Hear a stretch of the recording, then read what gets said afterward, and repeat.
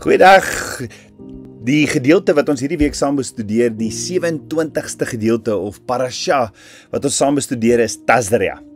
27 word saamgestel deur 3x3x3 en die getal 3 simboliseer volheid, volmaaktheid en goddelikheid. Met ander woorde 27 verteenwoordig dis die volmaakte volheid in geestelike dimensie of volheid van openbaring of die vrug van goddelike orde. Daar is ook natuurlik 27 boeke in die Nuwe Testament en dit kan gesien word as die volheid van die openbaring van Yeshua, die vervulling van die Ou Testament. Dan kry ons die woordjie zag wat beteken rein of suiwer. En zag se gematria numeriese waarde saam is 27. En dit is waaroor hierdie gedeelte in Levitikus 12 en Levitikus 13 gaan, rein en suiwer. Die naam van die 27ste lesing uit die Torah is Tazria, wat beteken sy het swanger geword.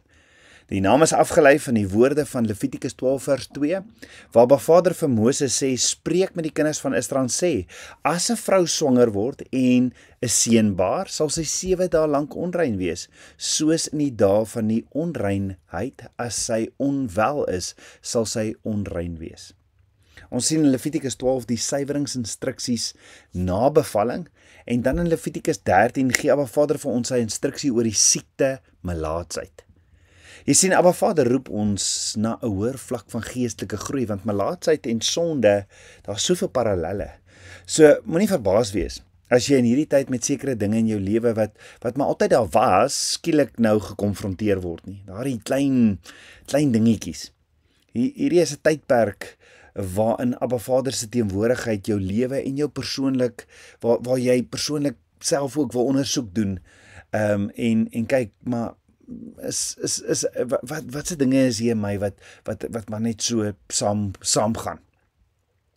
So kom ons kyk na Tazria, het 5 letters en elke letter teken 'n prentjie en wat skilder Abba Vader vir ons as ons na die naam Tazria kyk? Die 5 letters van Tazria is die Tav, die Zayin, die Resh, die Yod en die Ayin. Nou die eerste letter van Tazria is Tav en die oorspronklike piktogram prentjie van Tav is 'n kruis. Dit simboliseer die kruis waarop Yeshua gesterf het, 'n teken van offer, verlossing en verbond. Die numeriese waarde van Tav is 400. In Genesis 15 vers 13 sê Abba Vader vir Abraham dat sy nageslag 400 jaar in 'n vreemde land sal wees, wat dui op 'n tydperk van lyding, beproewing, maar ook uiteindelik bevryding. In Tav sien ons 'n prentjie van finaliteit, voltooiing en die eindpunt van iets. Dieselfde as wat Yeshua bedoel het toe hy gesê het, dit is volbring aan die kruis. Nou die woord Tav beteken 'n merk, 'n seël, en dit verwys na iets wat iemand afsonder of kenmerk in geestelike konteks. Die teken van verbond en beskerming. Die eerste keer wat Tav as 'n woord in die Bybel voorkom is in Jesegiel 9 vers 4 en die gedeelte word daar 'n merk gesit op sekere mense se koppe wat praat van 'n merk of 'n teken en dit is 'n kruis wat hulle beskerm het. Die almal wat die kruis op hulle kop gehad het was beskerm. Dan die tweede letter van Tazria is die letter Zayin. En die oorspronklike piktogram van Zayin is 'n ploeg se punt. En hierdie beeld verwys na iets wat hierdie harde grond oopbreek. Dit simboliseer voorbereiding. Dit simboliseer transformasie en gereedmaking van die grond of die hart, vir vrugbaarheid. En die numeriese waarde van Zayin is 7.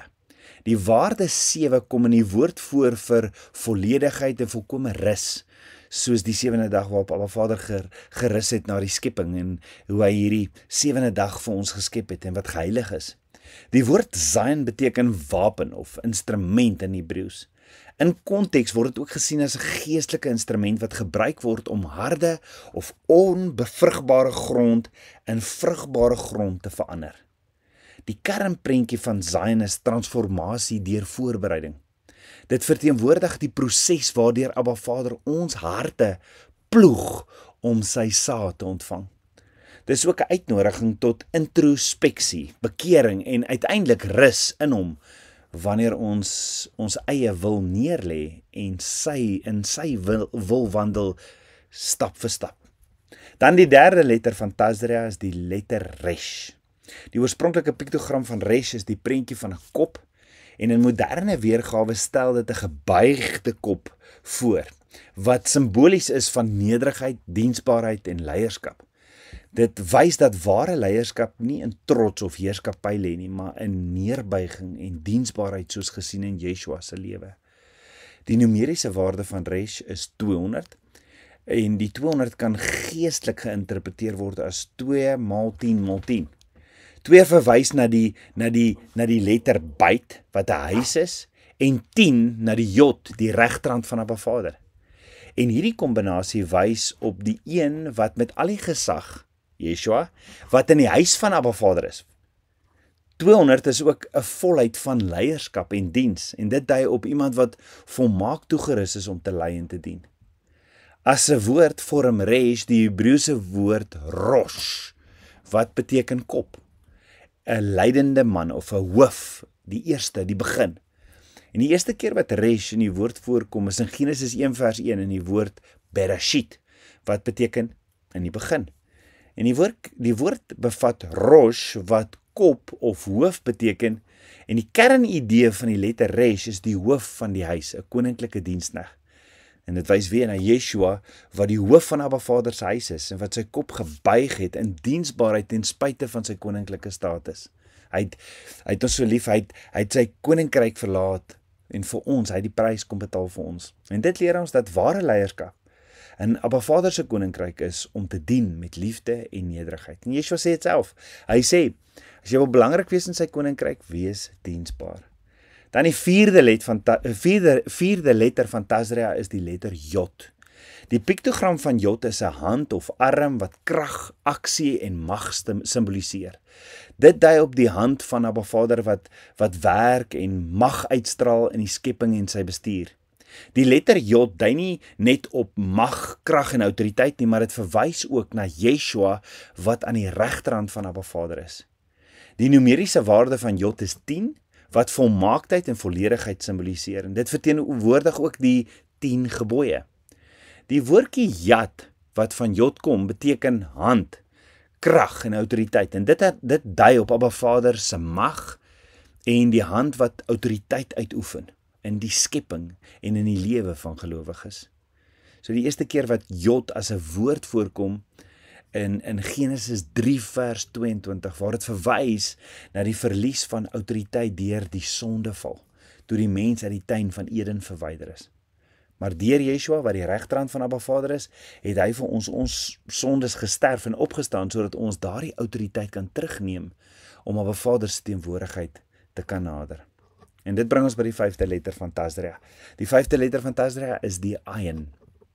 Die oorspronklike prentjie van Ayin is 'n oog, wat verwys na om te kyk, te sien, insig, perspektief, beide fisies en geestelik. En die getalwaarde van Ayin is 70. Daar was 70 ouderlinge in Israel. Die 70 nasies volgens Genesis 10, dit dui op volheid van die mensdom. Dan weet ons ook, daar was 70 disippels wat Yeshua uitgestuur het, 2-2, nee. In Spreuke 25 vers 12 word wysheid en insig verbind aan die oog wat aansluit by Ayin se tema. En die getal 70 dui op volheid van visie, insig en oordeel, en dit pas perfek by Ayin se piktogram prentjie van die oog en die perspektief. As woord beteken Ayin oog ook fisies en geestelik. In 'n geestelike sin verteenwoordig dit die plek waar Abba Vader se perspektief en waarheid ontvang word. Met ander woorde, jy kyk na 'n situasie uit Abba Vader se perspektief. Ayin impliseer insig, waarneming en begrip wat verder strek as net visueel sien. En dit vra om Abba Vader se woord te ondersoek sodat mens sy hart kan sien. So dis die 5 letters van Tazria. As ons hierdie 5 letters se prentjies in kort bymekaar sit, teken Abba Vader vir ons hierdie volgende oor hierdie gedeelte, Levitikus 12, Levitikus 13. Abba Vader roep ons om suiwer en rein te wees deur die bloed van die lam, waar ons hom ook nader en waar ons gewillig toelaat in totale oorgawe en toewyding, dat hy ons harte kom omploeg om sodoende sy openbare saad te ontvang. Saad wat sal ontkiem en baie vrug sal dra. En soos ons hom nader in ontzag en nederigheid, sal hy sy hand van mag, krag en autoriteit na ons toe uitstrek, en soos ons saam met hom wandel, sal ons dinge uit sy perspektief begin sien, en sy waarheid, insig en begrip sal ons ontvang, soos ons ook sy woord ondersoek en sy hart leer ken. Prys Abba. Kom ons bid so saam. Ons almagtige Vader, dankie vir u liefde, dankie dat ons hierdie gedeelte so saam kan bestudeer. Vader, ons wil waarlik saam met u in intimiteit wandel. Dankie Yeshua dat u vir ons die weg gebaan het, dat u die weg, die waarheid en die lewe is, en dat ons in intimiteitsverhouding met u kan stap, Vader, dat ons uit u perspektief kan sien en u waarheid kan leer en meer van u. Ons loof en ons prys u. Ek bid dit alles in Yeshua HaMashiach se naam, die seun van Jotevawai. Amen. Shalom.